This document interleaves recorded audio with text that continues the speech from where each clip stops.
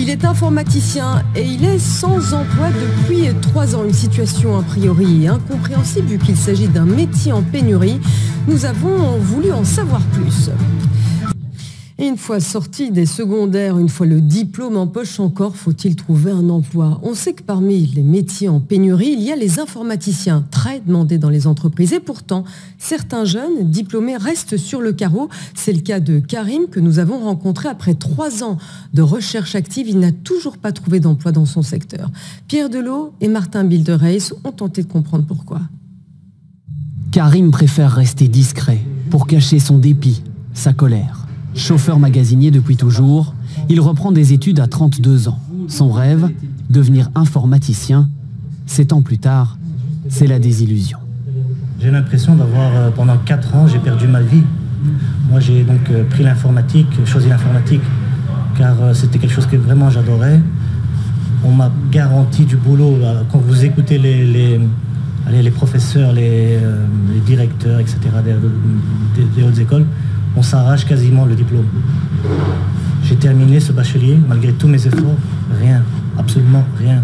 Karim postule, sans relâche, mais les réponses des employeurs sont quasi inexistantes et les rares entretiens décevants. Lors de l'entretien, je me suis retrouvé face à quelque chose d'incroyable, aberrant. Là, on m'a dit, écoute, on est désolé, ton CV est bien, tes connaissances sont bien, car ils m'ont testé sur mes connaissances, mais au niveau de l'expérience, ça ne va pas le faire. Tu n'as pas d'expérience. Pour y voir plus clair, rendez-vous ici, à Gembloux. Dans cette entreprise de consultance informatique, près de 60 personnes sont employées, la plupart en CDI. Nous décidons de soumettre le CV de Karim et d'expliquer sa situation.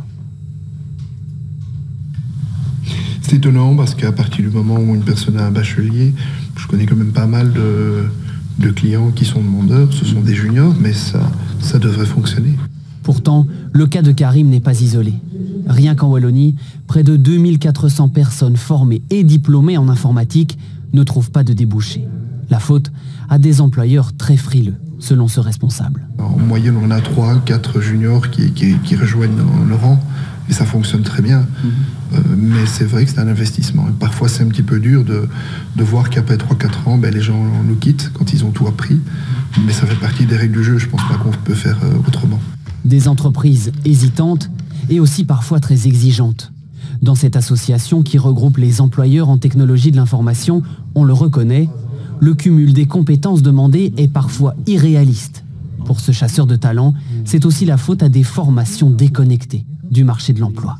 À la question « Combien d'entreprises vous avez vues de l'intérieur dans le cadre de vos études ?», la réponse est une seule. Et ça, il faut changer. Donc je crois que l'alternance en formation supérieure, on va vraiment devoir investir. L'enjeu est de taille. 13 000 emplois seraient vacants dans le domaine technologique. Et ce chiffre ne fera que grandir dans les années à venir.